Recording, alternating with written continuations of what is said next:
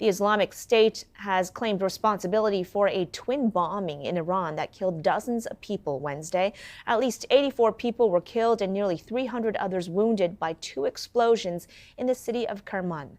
It was the deadliest bombing in Iran in over 4 decades. The blasts tore through a crowd attending a memorial for a top general killed in a U.S. drone strike in 2020. Iran is observing a day of mourning today for the victims. CTV's Jeremie Charron is standing by with more in Ottawa for us. Jeremie, first of all, what is the latest on the situation in Iran? Yeah, well, Lois, the latest is that claim by ISIS that they were responsible for yesterday's two bombings, taking to Telegram through some of those their Telegram channels to put out that statement. And so what we're hearing from news outlets in Iran is that there was, leading up to this, a lot of confusion. There still is a lot of confusion about why this happened, the deadliest attack in Iran since 1979. Many wondering why this happened, and leading up to this claim by ISIS, wondering who was responsible for this. It happened, like you mentioned, just near the ceremony that was taking place for this killed prominent Iran general, marking the 4-year anniversary of his death. And so many are wondering, why this happened.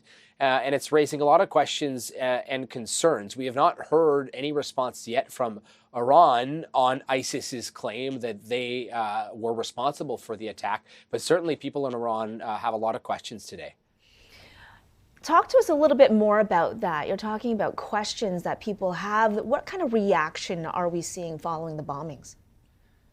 Yeah, I mean, there's been a lot of reaction, and presumably there will be much more now that we know ISIS has taken responsibility. But certainly there are a lot of questions about what this means for the greater conflict and the situation in the Middle East overall. Since the start of the war between Israel and Hamas on October 7th, there have been many concerns about the escalation of this conflict and broadening into other countries like Iran, like Lebanon, like Egypt, just many concerns about what it means for the entire region. And so now that ISIS has claimed responsibility, the question is whether or not that eases the tension or furthers that tension.